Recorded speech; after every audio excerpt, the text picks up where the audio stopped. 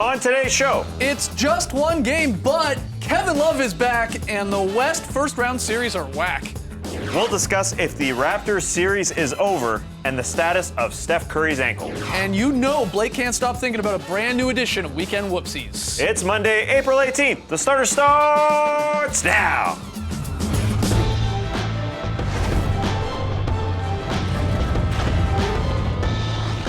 Good evening, sweet world, and welcome to the starters. Whether you're listening to the podcast or joining us live on NBA TV or a little bit later on YouTube, we're happy to have you. I'm J.E. Skeets, and alongside me, as always, that's Tass Mellis. Because playoff time is finally here, and it only comes once every year.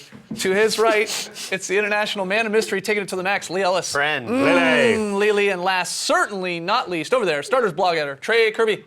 Hey-o! TK, what do you have for us on the first night of the Starters Playoff Edition? Well, I'm here at the internet looking for your best tweets at #TheStarters. And with 8 playoff games over the weekend, the internet was tuned into the NBA. And one thing that caught everybody's eye was this shot of Blake Griffin on the sideline during the first quarter of last night's Clippers game, looking more zoned out than me at 1 in the morning on the couch while the Clippers were up by 20. Yeah. People had a great time with this, saying it looked like the first time he ever listened to Pink Floyd, or that we'd spoiled Survivor for him on the drop. But it brings us to today's question. What was Blake Griffin thinking here? For me, this is the exact face I used to make when I worked from home and I would hear my wife pulling into the garage at night, only to realize I hadn't yet showered that day. Nonetheless, we want to hear from you, so send us your best Blake Griffin thoughts at #TheStarters, and we'll hear from you a little bit later. All right, get those tweets in. Fun show tonight here. Yes, all 8 series tipping over the weekend. If you were an NBA fan, you watched a lot of basketball, I'm sure. How's everyone holding up? Everyone good? Exhausted. So good, yeah. Yeah, okay, everyone's exhausted, that's for sure. But look, I like to consider ourselves fairly level-headed when it comes to analysis. I don't think we overreact all that much, except when we need to overreact. It's time to play once again. It's just one game, but where we make mountains out of a molehill. We just go to the extreme after one game from all 8 series. So Tass, why don't you get us started? It's just one game, but. Time to overreact, baby. It's just one game, but Kevin Love is the best center in the NBA. Wow. Look out, Warriors. They're coming for you. Wow. The small ball of the Cleveland Cavaliers is what won them the game against the Detroit Pistons. Detroit was up 7 points. A couple minutes into the fourth quarter, things looked dire, but then Tyronn Lue decided, all right, I got to pull out this card, which they didn't pull out very often in the regular season. This is their version of the Warriors' death lineup. Kevin Love at the 5, LeBron at the 4, and then 3 smalls. Doesn't really matter who those guys are, but it was plus 13 in the fourth quarter. Andre Drummond was pulled out to the perimeter. Obviously doesn't bode well for the Pistons when he's out there. They got out-rebounded 13-6 in the fourth quarter. It's also because the Cleveland Cavaliers just turned it on in the fourth quarter. But that does hurt the Pistons. You know, Andre Drummond can't go to the other end and demolish Kevin Love in the post. That's just not happening. I think the Pistons would act a little bit differently if they saw it again. That being said, it worked, and it works in doses, not quite as well as the Warriors lineup. Right. But it does work in that same manner because you're spread 5, you got your Drummond, who obviously wants to block shots, way out on the perimeter, and they can all shoot. Whatever 3 they throw out there with Bron and Love, they're going to hit shots. The best thing about it for LeBron is that he doesn't have to do all the work. Kyrie Irving was also great. I mean, Kevin Love, that's the sort of situation they've needed him in before, but haven't been able to sort of get the best out of it. And yesterday it worked perfectly at the right time as well. And the thing about Andre Drummond, he came out of the game. Stan Van had to take him out of the game because he was just being exposed so much. So I expect in game 2, Stan Van's going to have to find a way to keep him on the floor because you can't have the best rebounder and a great shot blocker just not even on the court, even though he's got offensive problems, certainly shooting free throws. So that's the challenge for Stan Van, is how maybe play some sort of zone even just to keep Andre out there on the floor because he has to keep him out there. I think you got to put Kevin Love in pick and rolls with Andre Drummond, right? I mean, that would be the way to do it on that end of the floor. Yeah, I mean, exactly. It could be. Who knows? But that's the thing. Stan Van's a master, though. He will have something to come back and fight that back. If they use it, right? Because they didn't use it until that fourth quarter. Yeah. And they didn't use it much in the regular season. Yeah. And there was one of those threes that Kevin Love kind of got a bit lucky on because the ball spilled out and he found himself in the corner and hit the shot. So, I mean, that obviously helps when you start hitting shots. But again, for the Cavs fans, you don't have to rely on LeBron to do everything. Very important for 22 shots in the big three, you said it. Yeah. LeBron was great, as he always is, Yeah. but Kyrie and Love chipping in there. All right, Trey, what about you? It's just one game, but let's go crazy here, man. It's just one game, but healthy Blake Griffin makes the Clippers a legit title contender because, guys, Blake Griffin is back! If you don't looked believe great. me, just ask Mason Plumlee, who is apparently this year's Aaron Baines, getting dunked on 3 times in one game by Blake Griffin. He struggled when he came back from injury, Blake did, and suspension, but this is kind of the perfect series for him to get his groove back. He's either going to be too strong or too quick for the guys he's matched up with, and that is super important for the Clippers because he just raises their ceiling, gives them a lot more variety, and he was so good in last year's playoffs that if they're going to challenge the Warriors, challenge the Spurs, even the Thunder, really, they're going to need Blake to be averaging that 26 Yeah. and 13 like he did last year. He was awesome, and I think that if he's this good going forward, that bodes well for the Clippers. Great sign. Great sign for the Clippers, especially what we saw from Blake in those 5 regular season games at the end of the year when he came back from the injury and the suspension. He didn't look all great, that yeah. well. I mean, he looked rusty with the shot, with the handle. And you see what he does in game 1, 19, 12, and 6. I like that he got to the line a ton. So he was aggressive inside there, which he wasn't doing in those final 5 regular season games he played. So, yeah, that's it. I think we can all agree that they do need Blake to play at that level he did in last year's playoffs to have any shot to go really deep in the playoffs. Well, the silver lining for him being out for so long is his legs should be fresh for the entire playoff series. I think that caught up with him a little bit against the Rockets in last year's playoffs because he was carrying such a big load, especially when Chris Paul's out. But this year, he looked like, to me like a guy, and I mentioned this before on one of our shows, he feels like he owes his team for being out for so much of the season. And he was so aggressive early on. Chris Paul managed that game perfectly, got everyone involved early, but really went to his big man to show him some love. Yeah, Chris Paul was fantastic Yeah. in taking away Damian Lillard's space. But I think fans are quick to forget how good Blake Griffin is. You mentioned those numbers like they were nothing, like 26, 13, and the 5 assists. Those are huge. Those are ridiculous numbers. He's one of the most talented players in the NBA. People just forget about it. And I do think there is a guilt on the brain for the way he went out and the way he left his players hanging. But this is one of the most talented players. I'm ready to watch them against the Warriors if they do get by the Blazers. All right, let me jump in on the fun here. It's just one game, but the playoffs are boring. Okay? The playoffs stink. How dare you? There, I said it. That was not a great weekend for NBA fans, to be completely honest, because we had so many blowouts. No one wants blowouts. We had the Warriors crushing the Rockets, 104-78. Okay. Sort of saw that coming. Yeah. Later that night, the Thunder steamrolled the Mavs 108-70. The Bloodbaths, they continued on Sunday. The Heat, this was a bit more of a shocker, guys, taking care of the Hornets 123-91. The Spurs, the Spurs spursed away, took care of the Grizz 106-74. And then the Clippers, as we mentioned there, picked up the cool 20-point win over the Blazers. The average margin of victory in all 4 West games was 29 points per game. That's how good the West. Shout out to the Rockets for keeping it under 30. I want Commissioner Silver to be able to throw in a towel if we have this many sort of game 1 blowouts and just go, hey, let's just make some of these game 7s, game 5s and just be done with it because I'm sorry, the Spurs are going to win their series. We know the Warriors are going to kill the Rockets. And I mean, a couple of these other series sort of look like they could be sort of lopsided as well. It looked like the playoffs suck. It looked like, hey. That's how good the top of the West is, though. Yeah. The mercy rule can be implemented. Jeff Van Gundy was talking about it. It looks like my old Rounder softball team out there just kicking butt. Yeah. Okay, let me ask this, though. I obviously tongue-in-cheek a little bit here with this, but of those 5 blowouts that we saw over the weekend, which one do you still have the most faith in to give us a series? The Blazers, no chance. They're not getting swept. But I think the Hornets have the best chance of making it a long series, although the Heat came out and kicked butt. A big reason for that was they were open, and they were hitting shots, especially Luol Deng. He was wide open in the corners. This one is a little contested. Watch the rest of these. The Hornets just need to get out to the corners. Deng had 31 points. He was 11 of 13. And the 2 misses, one was wide open and one was at the end of a quarter. Right. The Heat are a weird team because they're 27th in threes attempted, but they shoot the highest rate of threes from the corners in the league. The Hornets will make that adjustment. They just have to get out into the corners, and I believe they will do that because they're an extremely well-coached team. That being said, the Heat, I love the way the Heat came out and just imposed their will. That's how you do it in the playoffs. And the Hornets, they were just taking it back. Yep. And things weren't looking good. Spoelstra and Wade just know how to get through a first-round series. Like, that was such a professional performance. Go out there and get that team that hasn't been there. I know they're there a couple of years ago, different team now. Just get them out, blow them out of the water straight away. That's what they did. Wade was brilliant too. It really was. All right. Well, hopefully some of these series come around a little bit. We got lots more still to come on the show. Hold on tight. Weekend Whoopsies is right after the jump.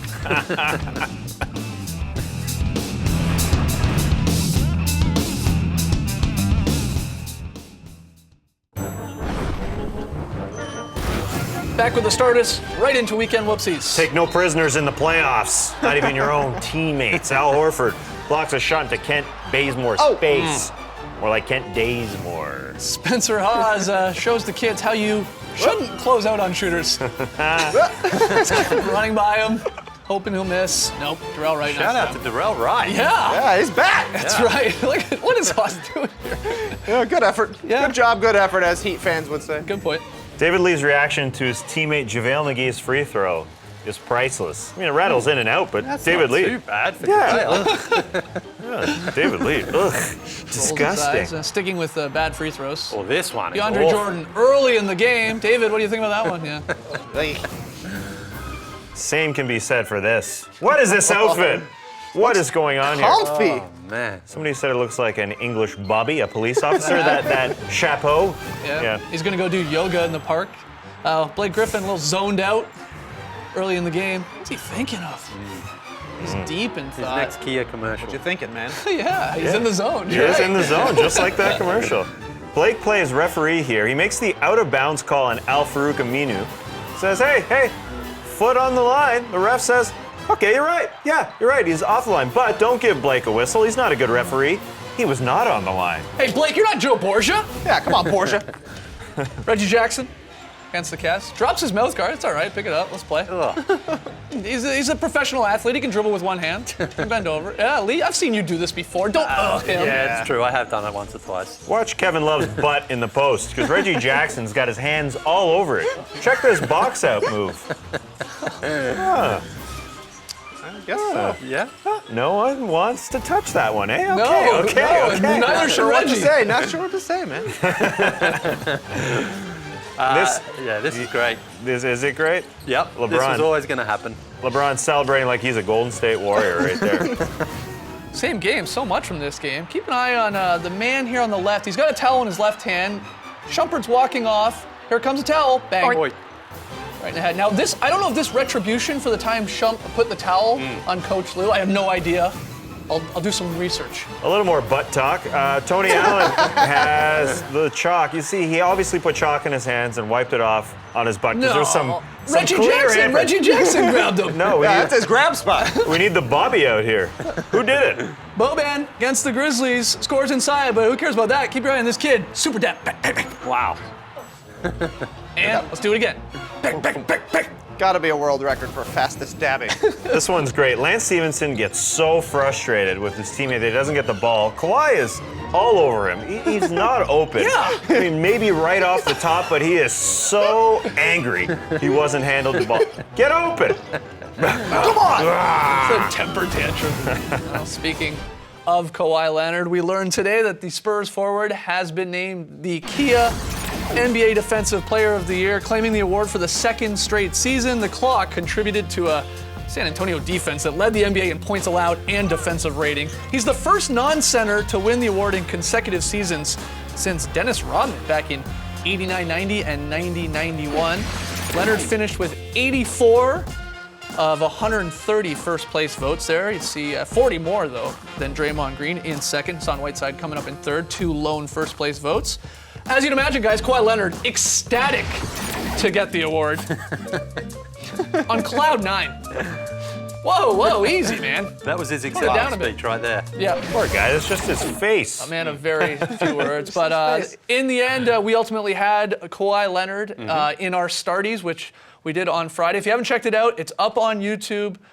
Get on that, because a lot of fun. I had Draymond Green as my vote, but you and the people and the fans, they very wisely took Kawhi Leonard. Yeah, I mean, Draymond Green is a fantastic defender, but I think We gave it to Kawhi because he's simply a better all-round on-ball defender.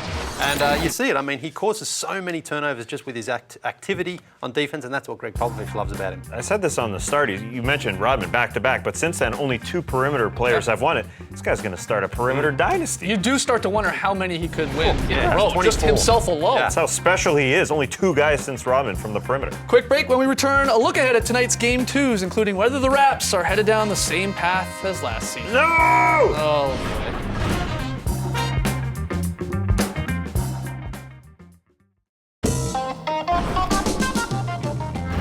Back with the starters, we asked you to let us know on Twitter, what do you think Blake Griffin was thinking about last night while he was lying down there on the sidelines? Trey, you got a few of the best answers. Yeah, David Hayter says, Blake is thinking, man alive, do I really have to watch 12 more Western Conference first-round games? You got to play in 3 of them at least. Jared Mahorn says that's the feeling you get when you realize you still have to play the Warriors. Oh boy. But my favorite comes from Mark Sosa, who says everyone knows Blake was trying to figure out if he had already washed his hair in the shower. We all do it. Do we? Well, I usually remember when I wash my hair because it's never. Oh, you don't. Yeah, you don't wash your hair. You got the curls. Yeah. I did do the classic: washed my hair, put the shampoo in, and then turned off the shower today and did like the. Oh yeah, I should probably. I just forgot about it. Absolutely, yeah. It was a long weekend. It was a very, very long weekend, guys. And the basketball doesn't stop. 3 games on tonight. One of them here on the network: Pacers and Raps.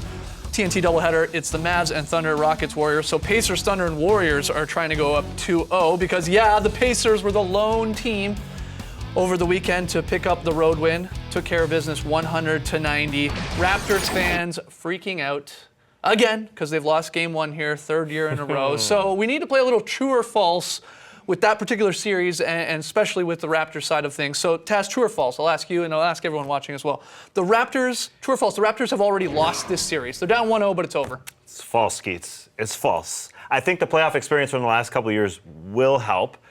Obviously, it didn't help in Game 1. But I said before the series, if they lose Game 1, they're going to win Game 2. You I think did say that, yeah. they're a better team than they have been the last couple of years. And here's a little positive, Raptors fans.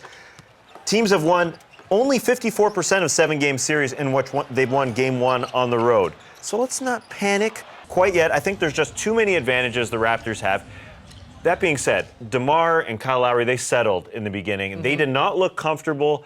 A lot of the other guys on this roster did, though. I think that's a positive. But if you're going to settle, move it along to the guys who do look comfortable and find your groove, find your way, like I think the Raptors will have found. The experience, I think, will come into play tonight and throughout this series. I don't think they're done. I don't think they're done. Are you trying to convince This is a man yourself trying right to now? convince himself. I said it before Game 1. Everyone said if they lose Game 1, it's over. It's not over. It is not over, and that stat proves it.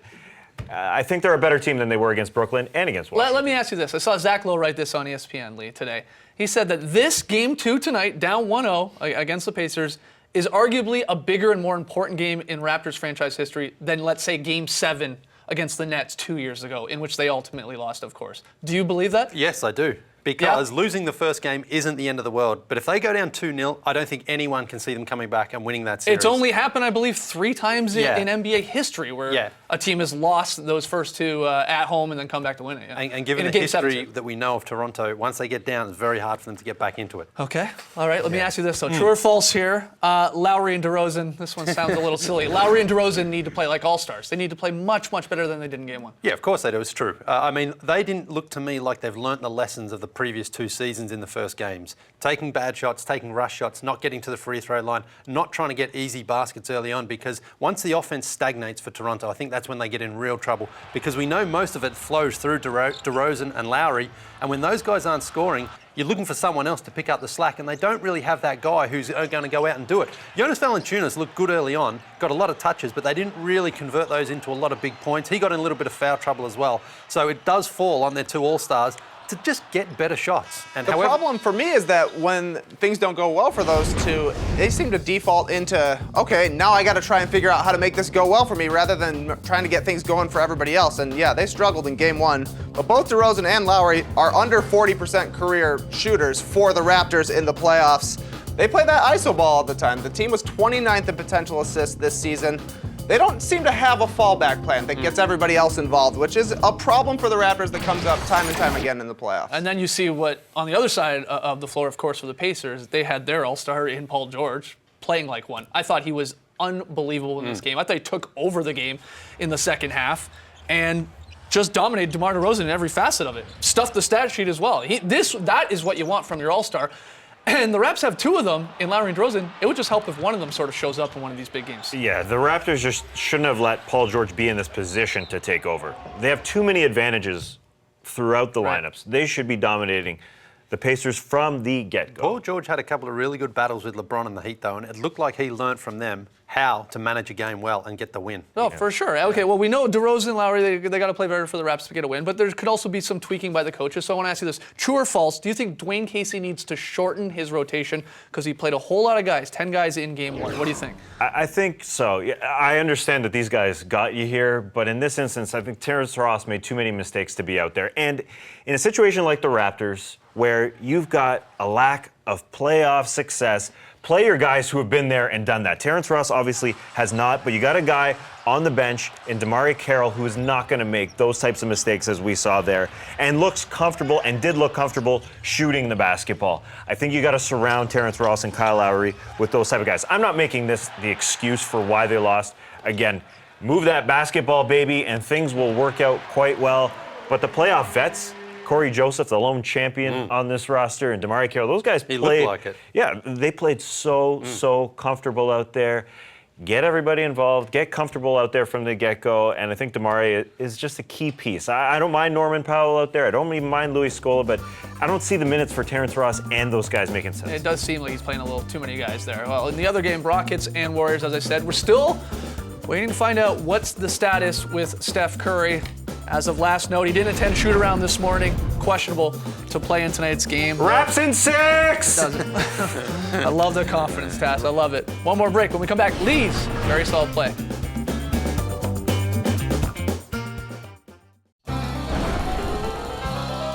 Back with the starters. Lee, where are we going for your very solid play? We're going to the queue, and be careful. This play could make you dizzy. I've got a new category for it. It's that good. It's called the washing machine play, because it just goes round and round and round and round and finishes with Delly, steps in and knocks down the swish bomb. This was just incredible. Watch, it starts with Delly and just watch how many times. Comes back to him again here, and then it goes round again, all the way around. Everyone gets another touch. Over to Delly. He steps in, knocks down the 2. That's what I call a very solid play. It's 10 passes, right? Incredible stuff. Well, this one was almost incredible. Doesn't make the highlight pack because it wasn't converted. Well, how was it incredible? We'll watch Russell Westbrook come from the three-point line to corral a rebound. There's a bunch of guys in the free throw lane. No, Russell Westbrook is going to get it. And he's going to finish it off. No, he doesn't. It's still a highlight. Clank. But it's a highlight that wasn't because Russell made an incredible play to grab. But the shot, just a bit outside. All right, guys, thanks for joining us tonight. 3 games on, of course. Pacers Raps coming up here on the network. Back tomorrow, 5:30. Thanks for joining us, folks. And remember, a single question can have many answers. Brace the night, people. Go Raptors. Go Raps!